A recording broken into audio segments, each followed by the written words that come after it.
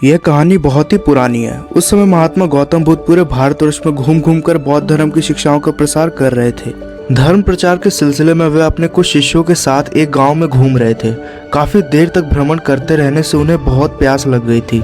प्यास को बढ़ता देख उन्होंने एक शिष्य को पास के गांव से पानी लाने के लिए कहा। शिष्य जब गांव में पहुंचा तो उसने देखा कि वहां एक छोटी सी नदी बह रही है, जिसमें काफी लोग अपने वस्त्र साफ कर रहे थे और कई अपनी गायों को नहला रहे थे। इसी कारण नदी का पानी बहुत ही गंदा हो गया था। शिष्य को नदी का पानी का ये हाल देख के लगा कि गुरुजी के लिए ये गंदा पानी ले जाना उचित नहीं होगा। इसी तरह वह बिना पानी के ही वापस चला गया। लेकिन इधर गुरुजी का तो प्यास से गला सूखा जा रहा था, इसलिए उन्होंने दोबारा पानी लाने के लिए एक दूसरे शिष्य को भेजा।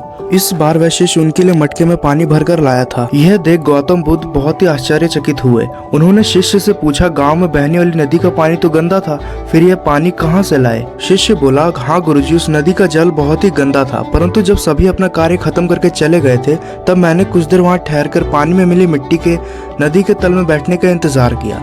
जब मिट्टी नीचे बैठ गई तो पानी साफ हो गया, वही पानी लाया हूँ। महात्मा बुद्ध शिष्य का ये उत्तर सुनकर बहुत ही खुश हुए तथा अन्य शिष्यों को ये शिक्षा दी कि हमारा जीवन भी नदी के जल के जैसा ही है। जीवन में अच्छे कर्म करते रहने से ये हमेशा शुद्ध बना रहता है, परंतु अनेकों बार जीवन में ऐसे भी क्षण आते हैं जब हमारा जीवन दुख और समस्याओं से घिर जाता है।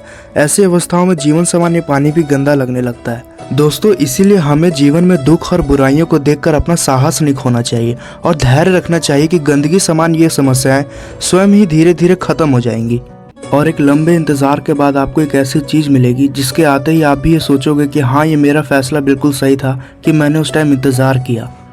इंग्लिश में भी ये कहावत कही जाती है, the great things come out of patience. इसीलिए दोस्तों, लास्ट में आपसे बस एक ही बात कहूंगा कि आप पेशेंस रखिए, क्योंकि आपका पेशेंस ही आपका सबसे बड़ा पावर है।